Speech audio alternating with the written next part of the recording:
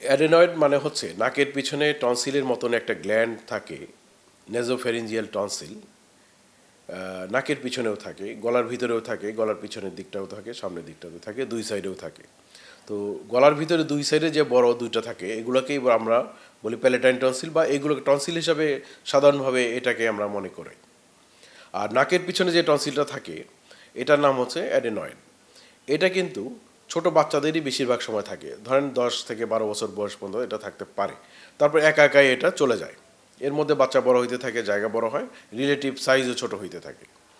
তো এটা যখন খুব বেশি বড় হয়ে যায় তখন এটা বেশ অসুবিধার সৃষ্টি করতে থাকে, এবং কোনো কোনো ক্ষেত্রে এটা খুবই সিরিয়াস প্রবলেম করে। যেমন ধরেন বাচ্চাদের নাক বন্ধ থাকে, ঘুমের মধ্যে নাক ডাকে, হা করে ঘুমায়। যদি এটা চলতে থাকে তাহলে কিন্তু গলার ইনফেকশন হয়, আবার এখান থেকে কানের ইনফেকশনও হয়। তো এই কানের ইনফেকশন হয়ে গেলে হয় কি, কানের ভিতরে মিউকাস টাইপের একটা জিনিস জমে যায় পর্দার ভিতরে। যদি সেটা হয় এটা কিন্তু বড় ধরনের একটা কমপ্লিকেশন, কারণ বাচ্চারা তখন আর কানে শুনতে পায় না। একটা জিনিস আমি বলে রাখি, যে বাচ্চা কানে কম শুনে বা শুনতে পায় না, সে কিন্তু কথা বলার ব্যাপারেও তার জড়তার সৃষ্টি হইতে থাকে, অসুবিধার সৃষ্টি হইতে থাকে। এবং কথা ফোটার আগেই যদি কেউ কানে না শুনে তাহলে কিন্তু তার কথা কোনো দিনও ফুটে না। যেমন আমরা বলি মুক ও বধির, এটা কিন্তু দুইটা একটা আরেকটার সাথে থাকে এই টার্ম দুইটা। তো যদি অ্যাডেনয়েড যদি মনে হয় যে নাক বন্ধ থাকে, বাবা মা নিজেরাই নিয়ে আসবে আপনার কাছে, রুগী ডাক্তারের কাছে নিয়ে আসবে। তখন আমরা সিমটম দেখি, কিছু সাইন দেখি, তারপরে এক্স রে করতে পাঠাই।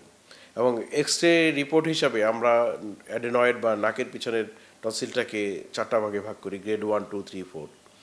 1, 2, 3 বা 3.5 এই পর্যন্ত আমরা প্রথমেই চেষ্টা করি, বা 3 পর্যন্ত মেডিসিন দিয়ে ভালো করার, ওষুধপত্র দিয়ে ভালো করার, কিছু খাদ্যাভ্যাস পরিবর্তনের মাধ্যমে হোক, দুধ খাওয়ার পজিশনের মাধ্যমে হোক, বিভিন্নভাবে আমরা চেষ্টা করি যেন ইনফ্লামেশনটা বা প্রদাহটা কমে এবং এটাও ছোট হয়ে যায়।